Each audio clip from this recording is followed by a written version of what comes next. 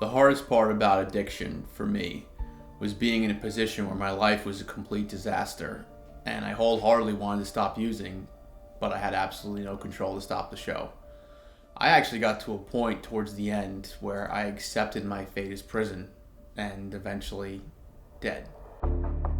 For the first time ever, more than 100,000 deadly overdoses were recorded in the U.S. A 13-year-old boy has now died after he was exposed to fentanyl.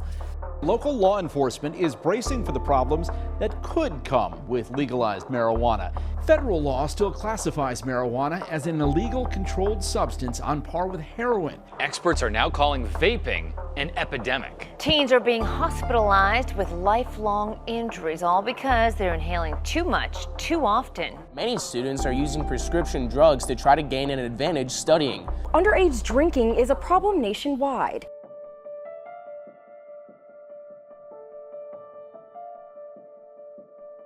So Michael, who's 16 months older than Steven, they were like very different, you know, but still always hung out together and great friends. And then Steven came along, and from a young age we knew that, you know, he that's all he wanted to do was play sports. You know, like in one season he could be playing, you know, baseball, lacrosse, hockey. So I would say it was good going into the time period when Steven started becoming different and behaving irrationally during his junior year of high school.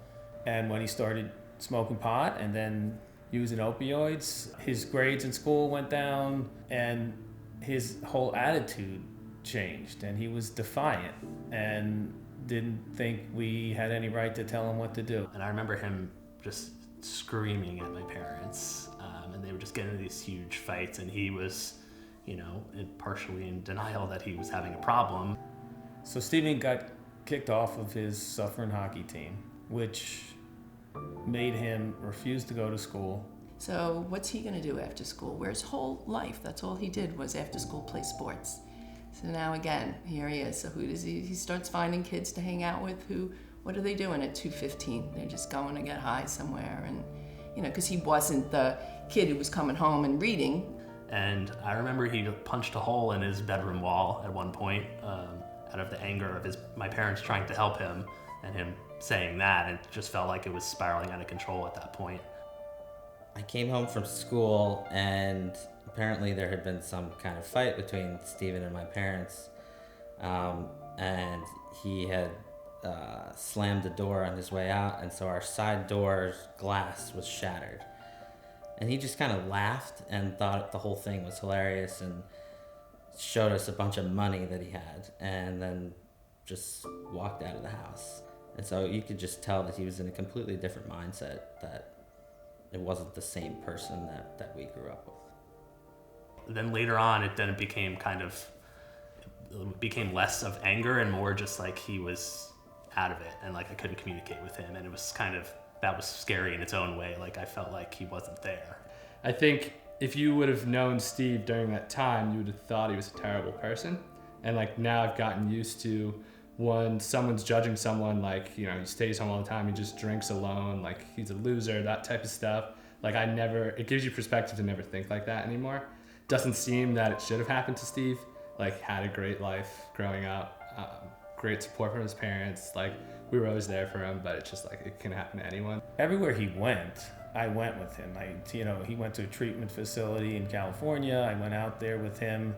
There's 4 of us, so it's hard enough for them to, you know, equalize their time amongst us. And when one of them is demanding their attention because he's at a point where he could die, you know, obviously that takes precedent, and there's really no argument. All his trips to the Karen Foundation, at the Mountainside, you know, every court date.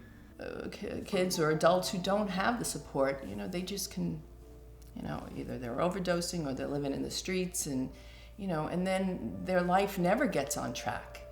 And like, and then you see the amount of friends he's had like overdose or die related to drugs and stuff like that. It's just like, it's a miracle. Like you should just be thankful that if you can go through like whatever it was, like an 8-year period of being on and off drugs, that you come out on the other side, it's just like, you know, you're in the 1%.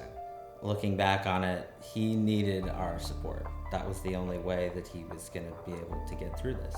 You know, Stephen's life got on track because we helped him so much get on track. I mean, he did it in the end. You know, he did what he needed to do, but I was never one to say, you know, yeah, he just kick him out and he needs to hit rock bottom. And, you know, I was more about the more support and the more help we can get for him. That's how he's going to make it, and he did.